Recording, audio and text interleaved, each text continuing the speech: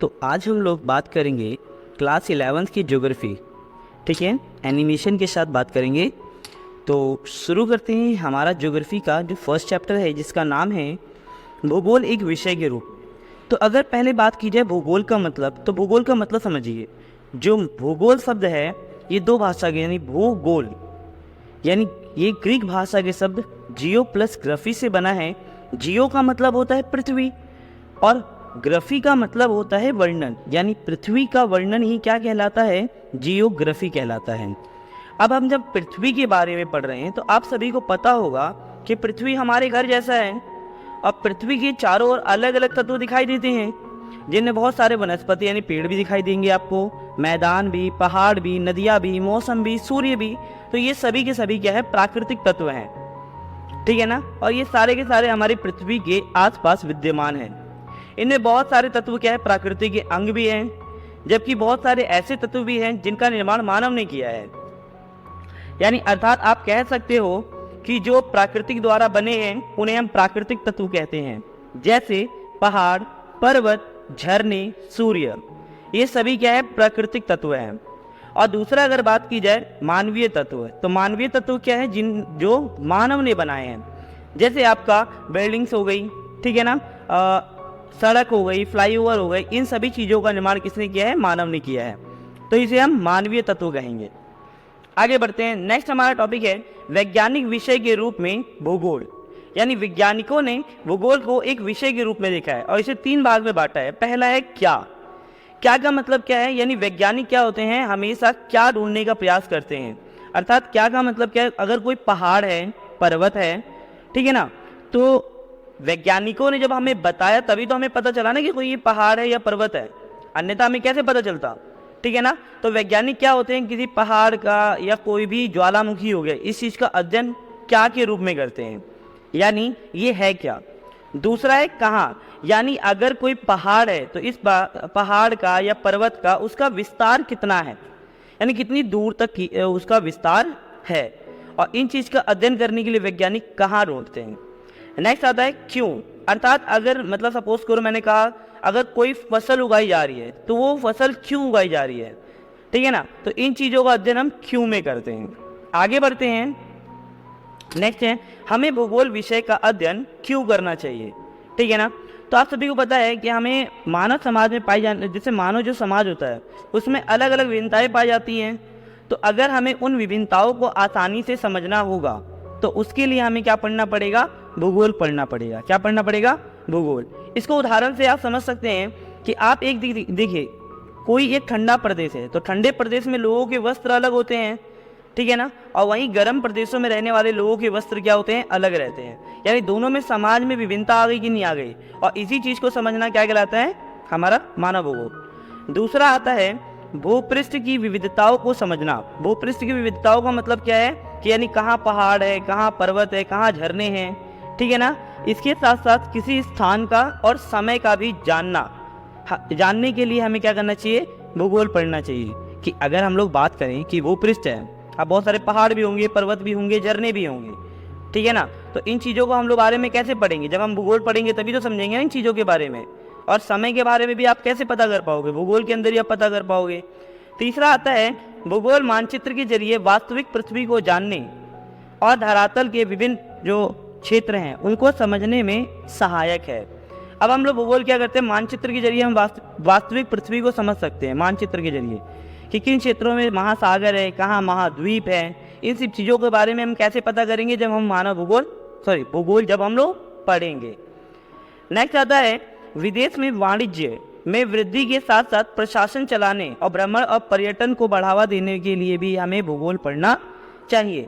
अगर हमें व्यापार करना हो तो किस देश के साथ क्या व्यापार करेंगे, ठीक है ना, इसको ध्यान में रखते हुए हमें क्या करना चाहिए, भूगोल पढ़ना चाहिए। जैसे अगर बात की जाए कि आप सभी को पता है कि भारत में क्या होता है कि चावल के उत्पादन में भारत सेकंड नंबर पे है, दूसरे स्थान पे चावल के उत्पादन में है, पहले पे चीन है, ठीक है ना। तो अब इन दोनों देशों में है, तो अब हमारे साथ कौन से देश व्यापार करेंगे, जिन क्षेत्रों में चावल की खेती नहीं होती, वो देश भी तो हमसे व्यापार करेंगे ना। तो अगर वो व्यापार कर रहे हैं तो उनको इस बारे में पता कैसे चला, भूगोल जब पढ़ा तभी तो पता चला। तो यानी विश्व में व्यापार वाणिज्य में वृद्धि के साथ साथ प्रशासन चलाने या भ्रमण और पर्यटन करने के लिए भी हमें क्या करना चाहिए, भूगोल पढ़ना चाहिए। आगे बात करते हैं भूगोल के अध्ययन क्षेत्र। अगर बात की जाए भूगोल के 2 अध्ययन क्षेत्र होते हैं, यानी आप इसे उपागम भी कह सकते हो। एक होता है क्रमबद्ध भूगोल और एक होता है प्रादेशिक भूगोल। ठीक है, आइए समझते हैं इन दोनों के बारे में। पहला बात करेंगे क्रमबद्ध भूगोल। क्रमबद्ध भूगोल में क्या होता है, एक विशिष्ट भौगोलिक तत्व का अध्ययन किया जाता है। विशिष्ट भौगोलिक क्षेत्र का मतलब क्या होता है कि अगर किसी क्षेत्र में ठंडी हो रही है, ठीक है ना, तो उस क्षेत्र में ठंडी किस प्रकार से पड़ती है, वहाँ की किस प्रकार से लोगों को प्रभावित करती है, ठीक है, उस प्रदेश को, ठीक है ना, या उस क्षेत्र को, तो उसे हम तो आपका क्या होगा, एक क्रमबद्ध भूगोल आ जाएगा। ठीक है ना। नेक्स्ट आता है, ये विधि राजनीतिक इकाइयों पर आधारित होती है, यानी राजनीति पर भी आधारित या आश्रित होती है। ये अध्ययन क्या होता है, यानी क्रमबद्ध भूगोल क्या होता है, खोज और तथ्यों को प्रस्तुत करता है। क्या करता है, नई नई खोजों को और तथ्यों को प्रस्तुत करता है। नई खोज की जाएगी, ठीक है ना, और वो चीज़ वहाँ विद्यमान क्यों है, इसके बारे में भी हमें कौन बताता है, क्रमबद्ध भूगोल बताता है।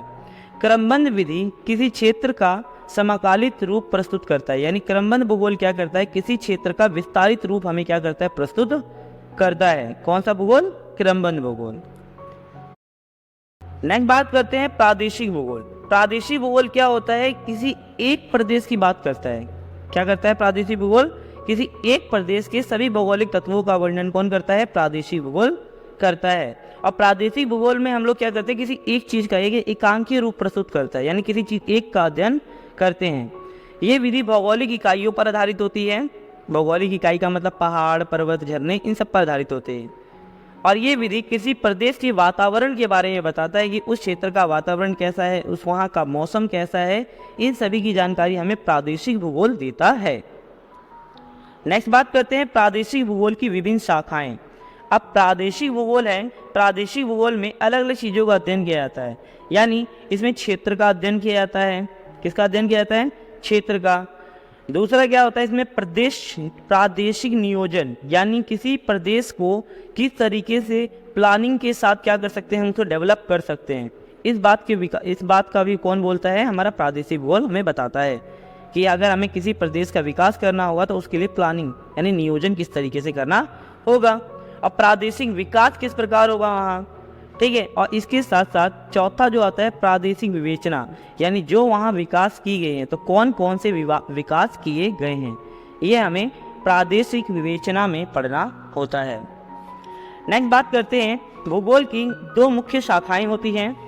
पहला होता है भौतिक भूगोल। क्या होता है बच्चों, भौतिक भूगोल। अब भौतिक भूगोल में होता क्या है, भौतिक भूगोल में जैसे आपका वायु हो गया, ठीक है ना, जल हो गया, जैव विविधता हो गई, खाद्य श्रृंखला हो गई, मिट्टी हो गई, इन सभी चीज़ों का अध्ययन हम लोग किसमें करते हैं, भौतिक भूगोल में करते हैं। और ये प्रत्येक तत्व मानक के लिए क्या है, महत्वपूर्ण है। वायु महत्वपूर्ण है, जल महत्वपूर्ण है, जैव यानी बहुत सारे जीव जंतु महत्वपूर्ण है, अगर नष्ट हो गए तो हमारे पारिस्थितिक असंतुलन उत्पन्न हो जाएगा। खाद्य श्रृंखला इंपॉर्टेंट है, हमारे लिए महत्वपूर्ण है, और मिट्टियाँ, मृदा, इन सब चीज़ों हमारे लिए बहुत ज़्यादा महत्वपूर्ण है।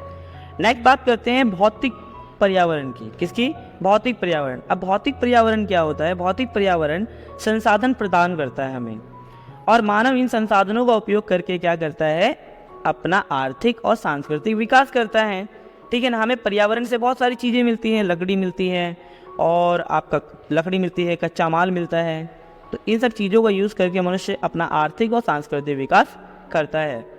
थर्ड आता है सतत विकास, यानी सतत विकास के लिए भी हमें भौतिक वातावरण का ज्ञान आवश्यक होता है, ठीक है। सतत विकास के लिए भी हमारे लिए क्या है, भौतिक वातावरण क्या है, आवश्यक है। भौतिक वातावरण का मतलब क्या है यहाँ, कि अगर हमें कोई ऐसा संसाधन है जो भविष्य में नष्ट हो जाएगा, सपोज करो पेट्रोल ही है, तो हमें पता है कि पेट्रोल क्या हो जाएगा, भविष्य में नष्ट हो जाएगा, ठीक है ना। तो भविष्य में जब पेट्रोल नष्ट हो जाएगा तो इसको बचाए रखने के लिए हमें क्या करना पड़ेगा, पहले भौतिक वातावरण का हमें अध्ययन करना पड़ेगा, ठीक है। तो आज के लिए इतना ही।